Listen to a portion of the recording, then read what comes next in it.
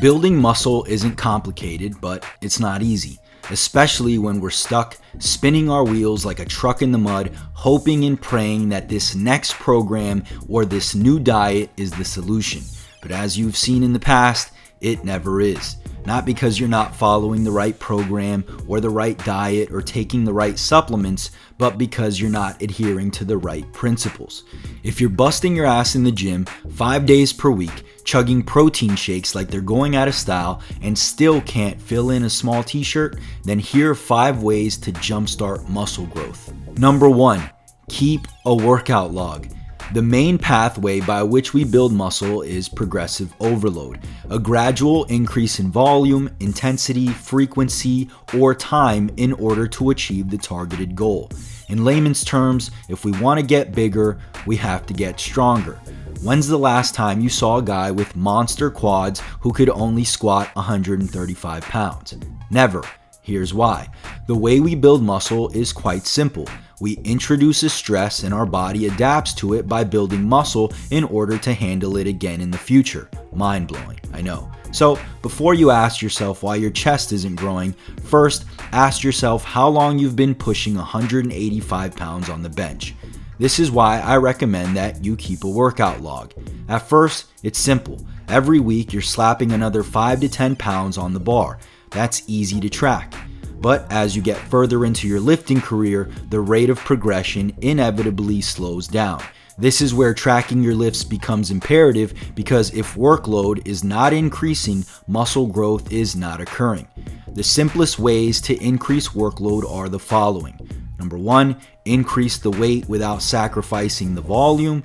Or number 2, increasing reps without sacrificing the weight. If the goal is to increase total volume, then surely adding more sets would help too. In fact, we have evidence showing that multiple sets are associated with 40% greater hypertrophy than one set. That said, adding more sets has its limits.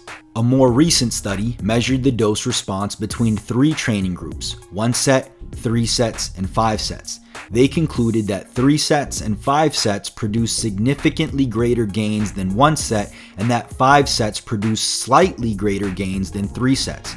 So yes, adding more sets is a viable option, but not only is it impractical, it's only possible to a certain degree before we experience diminishing returns.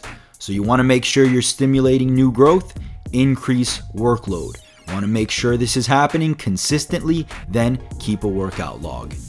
Number 2, increase the frequency. A study that was published in the Journal of Strength and Conditioning Research compared training 1 day per week using a split body workout versus 3 days per week using a full body approach. Researchers found that subjects who trained a single muscle group more frequently throughout the week, despite no changes in total volume, experienced significantly more muscle growth than the low-frequency group.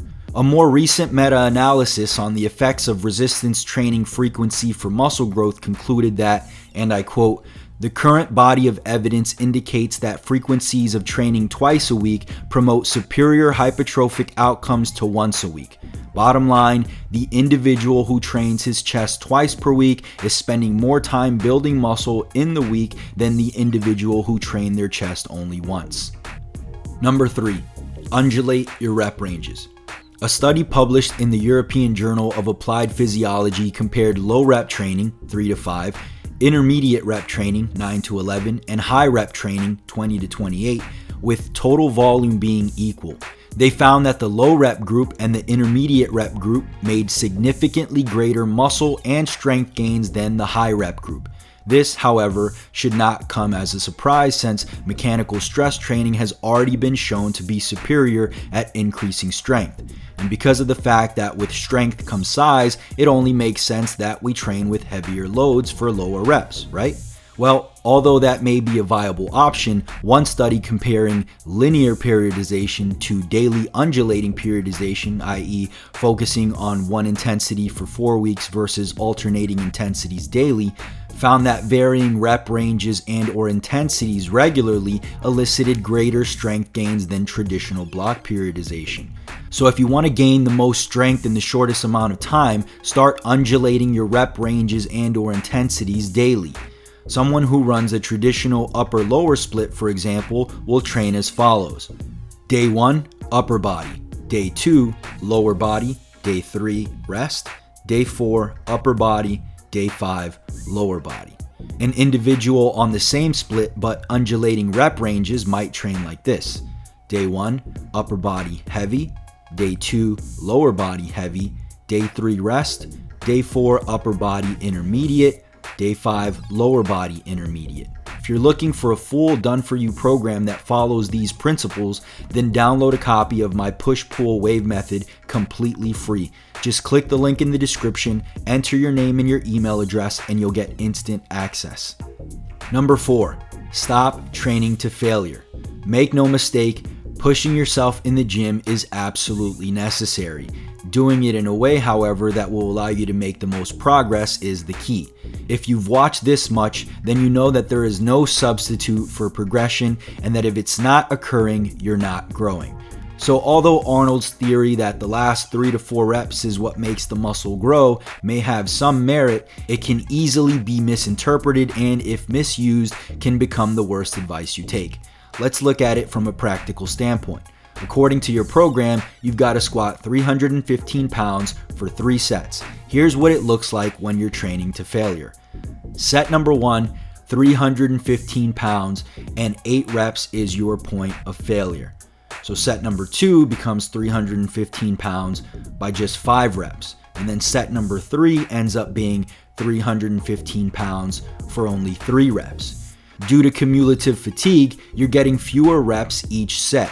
Not only did you hinder your performance in the squat, but you've made yourself useless for the remainder of the workout. Now let's look at how your squats may have gone had you been a bit more conservative and used a target rep count according to your 1 rep max.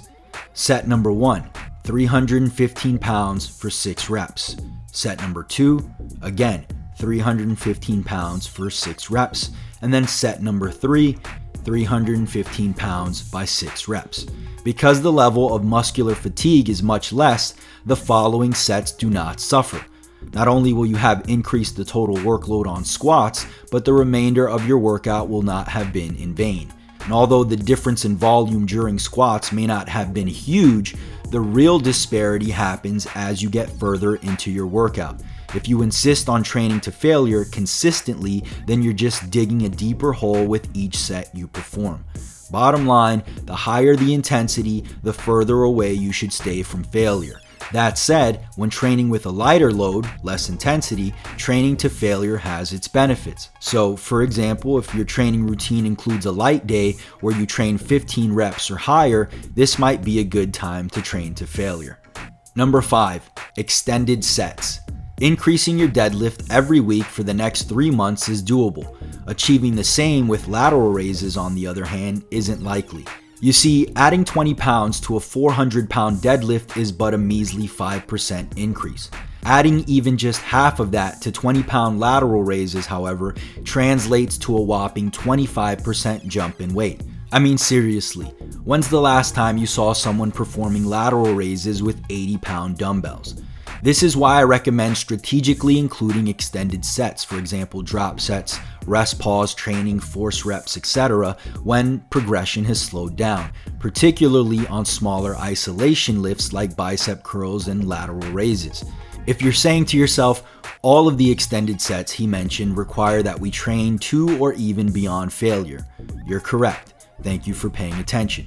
Consider the following. Although you may train in an intermediate rep range when performing your smaller isolation lifts, quite frankly, they're not going to be nearly as taxing as your larger compound exercises. In fact, when working with less intensity, training to failure has its benefits, as I pointed out earlier. So, if you're at a point in your training where you're finding it nearly impossible to progress using the techniques I've outlined earlier, specifically with smaller, less intensive exercises, extending your sets may be your best option. Did you find this video helpful? If so, click the like button below.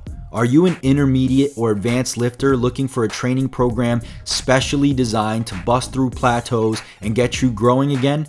Download your free copy of the Push-Pull-Wave Method.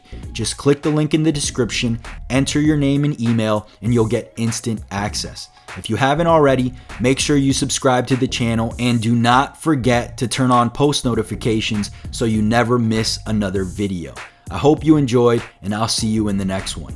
Peace.